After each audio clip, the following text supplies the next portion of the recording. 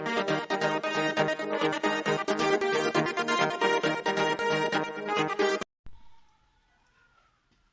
Students, मैं तौफीक खान आपका अपनी इस केमिस्ट्री की क्लास में बच्चों बहुत बहुत स्वागत करता हूं। बच्चों आपको पता है कि जैसे कि मेरे इस चैनल पर आपको केमिस्ट्री के क्लास 11 तथा क्लास 12 का कोर्स कंप्लीट कराया जा रहा है, जो एनसीईआरटी पाठ्यक्रम के आधार पर है। तो यदि आप चैनल पर नए हैं तो सबसे पहले चैनल को सब्सक्राइब करें और लाइक करना ना भूलें बच्चों, और ये वीडियो को सब तक पहुँचाने का कष्ट करें बच्चों आज हम लोग क्लास 12 का टॉपिक उठाकर रखा है हम लोगों ने, क्योंकि आपने पढ़ा है कि हम लोग एल्किल हैलाइड पीछे पढ़ चुके कैसे बनाना है।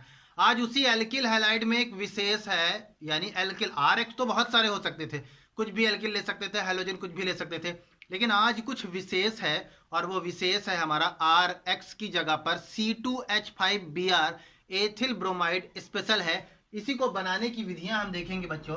तो सबसे पहले हम लोग प्रयोगशाला विधि देखने वाले हैं कि लैब में इसको कैसे बनाते हैं बच्चों, ठीक है। तो सबसे पहली बात मैं आपको बताऊंगा लिखने का तरीका। सबसे पहले आप जब प्रयोगशाला विधि लिखें तो सबसे पहले हेडिंग डालें उद्देश्य, ठीक है। उद्देश्य हेडिंग डालें और उद्देश्य के बाद लिखें कि प्रयोगशाला में एथिल ब्रोमाइड बनाने की विधि। इसको लिखने के बाद फिर लिखें आप आवश्यक उपकरण। क्या क्या आवश्यक उपकरण लगते हैं, तो आप लिखेंगे गोल पेंदी का फ्लास्क, ठंडा जल से भरा एक ग्राही पात्र, बर्नर, एथिल अल्कोहल, सांद्र सल्फ्यूरिक अम्ल, पोटेशियम ब्रोमाइड इत्यादि। इतनी चीजें आप लिखें। फिर इसके बाद लिखें सिद्धांत, ठीक है। मैं लिख देता हूं सिद्धांत। सिद्धांत में बच्चों आपको क्या लिखना है, जो भी रासायनिक अभिक्रियाएं होती हैं उन रासायनिक अभिक्रियाओं के बारे में लिखना है। तो पहले मैं रिएक्शन समझा दूंगा, उसके बाद फिर मैं आपको सिद्धांत में क्या लिखना है वो बताता हूं, ठीक है। तो C2H5OH प्लस H2SO4, देखिए मैं H2SO4 का बच्चों स्ट्रक्चर बना रहा हूं आपके लिए, प्लस KBr। अब रासायनिक अभिक्रिया होगी बच्चों, बंधन टूटेगा, ये माइनस एंड ये प्लस, चूंकि ये H2SO4 अम्ल की तरह व्यवहार करेगा तो यहाँ से H पॉजिटिव यहाँ पर रिलीज होगा, माइनस एंड प्लस, यहाँ से क्या रिलीज होगा OH नेगेटिव, और यहाँ पर ये आएगा प्लस। तो बच्चों ये वाला जो OH है ना, इस पॉजिटिव के साथ चला जाएगा, बना लेगा H2O। मैं नीचे लिखूंगा अब आगे, ठीक है, आप समझ जाएंगे आगे H2O के आगे अब क्या बनने वाला है। तो ये जो C2H5 है ये चला जाएगा बच्चों Br के साथ, तो बन गया C2H5Br, और इसके बाद बच्चों ये जो K है ये इस O के साथ आकर जुड़ जाएगा, ये वाला पॉजिटिव इस नेगेटिव के साथ जुड़ जाएगा, तो बन जाएगा KHSO4, पोटेशियम हाइड्रोजन सल्फेट। तो बच्चों क्या लिखेंगे आप इसकी थ्योरी, सिद्धांत में क्या लिखेंगे, एथिल अल्कोहल को जब सांद्र सल्फ्यूरिक अम्ल के साथ मिलाकर थोड़ी थोड़ी मात्रा में हम पोटेशियम ब्रोमाइड का जब मिश्रण मिलाते हैं, मिलाने के पश्चात समस्त अभिकारकों को जब हम गर्म करते हैं तो हमको एथिल ब्रोमाइड प्राप्त होता है। इतना लिखने के बाद बच्चों आपको सिद्धांत में ये रिएक्शन लिखना होगा। इसके बाद फिर आप अगली हेडिंग क्या डालेंगे, विधि कैसे बनाते हैं वो देखते हैं। तो मैं विधि आपको समझाता हूं, ध्यान से देखें। सबसे पहले बच्चों एक गोल पेंदी का फ्लास्क लेते हैं। गोल पेंदी के फ्लास्क को हम लोग एक एडाप्टर, ये इसको एडाप्टर बोलते हैं, एडाप्टर के द्वारा हम एक ग्राही पात्र में जोड़ देते हैं, ये भी एडाप्टर है, जोड़ देते हैं। इस एडाप्टर पर एक संघनित्र लगा होता है, ठीक है। संघनित्र का काम होता है बच्चों ठंडा करना, ये कोई फ्रिज वगैरह नहीं है, यहाँ पर जल ही भरा रहता है, ठीक है ना। तो ये है संघनित्र, और ये जो देखिए आप क्या बोलेंगे, सबसे पहले गोल पेंदी का फ्लास्क लेते हैं और गोल पेंदी पर एक निकास नली लगी होती है जिसपे संघनित्र लगा होता है, और इस निकास नली का अगला सिरा जाकर एक ग्राही पात्र में खुलता है, ऐसे बोलेंगे आप लोग, ठीक है। ग्राही पात्र में पहले से ही ठंडे जल की मात्रा भरी होती है, और गोल पेंदी के फ्लास्क में हम लोग क्या लेते हैं, गोल पेंदी के फ्लास्क में बच्चों हम लोग 20 ml एथिल अल्कोहल लेते हैं तथा 30 ml जल की भी मात्रा डालते हैं बच्चों, 30 ml जल भी डालते हैं, तथा सल्फ्यूरिक अम्ल का बच्चों 50 ml मिला लेते हैं। मिलाने के बाद थोड़ा थोड़ा करके पोटेशियम ब्रोमाइड की मात्रा डालते हैं, जिसकी मात्रा भी 50 ग्राम होती है, और इस फ्लास्क को अब हम बर्नर की सहायता से गर्म करते हैं। फलतः बर्नर के अंदर रासायनिक अभिक्रियाएं होती हैं जिसके द्वारा एथिल ब्रोमाइड की वाष्पें बनती हैं। ये एथिल ब्रोमाइड की वाष्प संघनित्र में पहुंचती है, जो कि ठंडी होती है, शीतल होती है, और शीतल होने के बाद इस आइस कोल्ड वाटर में पहुंच जाती है। आइस कोल्ड वाटर का बच्चों इस्तेमाल इसलिए किया गया है ताकि एथिल ब्रोमाइड का वाष्पन न हो जाए, वेपोराइजेशन न हो जाए। तो ये जाके एथिल ब्रोमाइड बच्चों इस आइस कोल्ड वाटर में, ठंडे पानी में नीचे तेल की परत जैसा जमा हो जाता है। ठीक है, आगे देखें।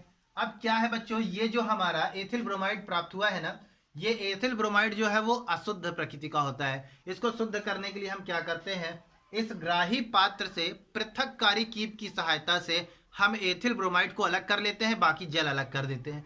अब इस प्राप्त एथिल ब्रोमाइड को बच्चों सबसे पहले हम हाइड्रोक्लोरिक अम्ल, सांद्र हाइड्रोक्लोरिक अम्ल के साथ धोते हैं।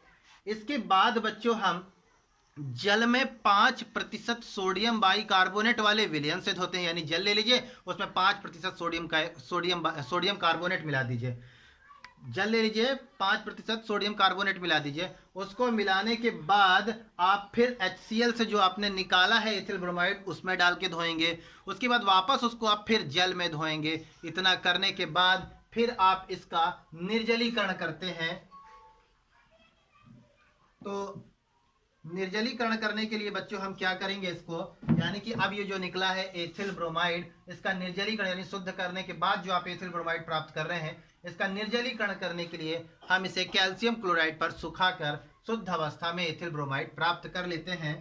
तो ये था बच्चों आपका प्रयोगशाला विधि। आप इसको एक वीडियो को एक बार दो बार बढ़ाकर फिर से देखेंगे, आपको उम्मीद है मुझे कि आपको समझ में आएगा। इसको नोट कीजिए, इसके बाद फिर आगे देखते हैं। तो उम्मीद है इसे आपने लिख लिया होगा, मैं इसे मिटाता हूं।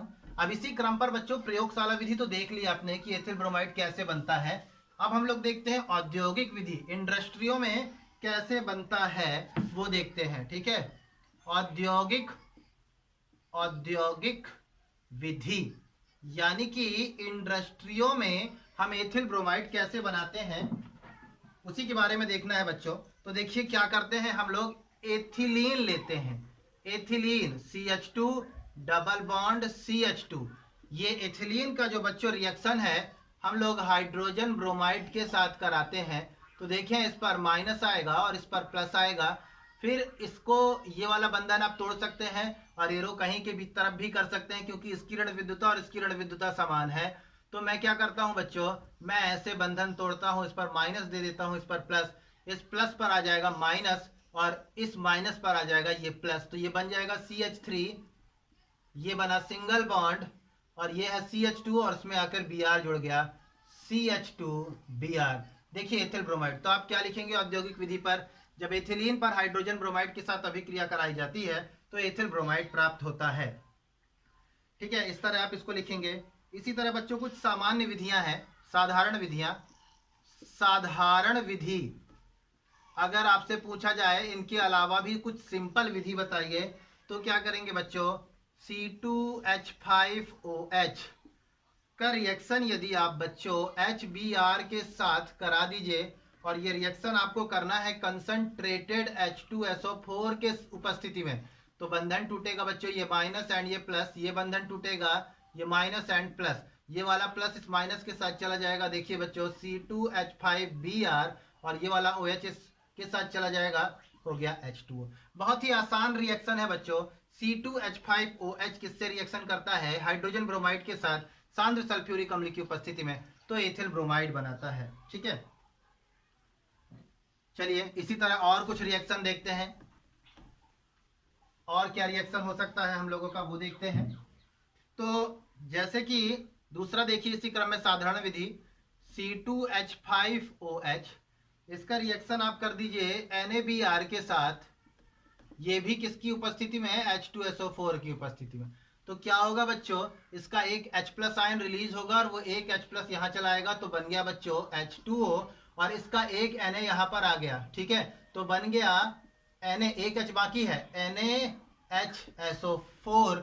इसके बाद बच्चों ये हिस्सा C2H5 बचा जो Br के साथ जुड़ जाएगा, तो आप लिखेंगे C2H5Br एथिल ब्रोमाइड।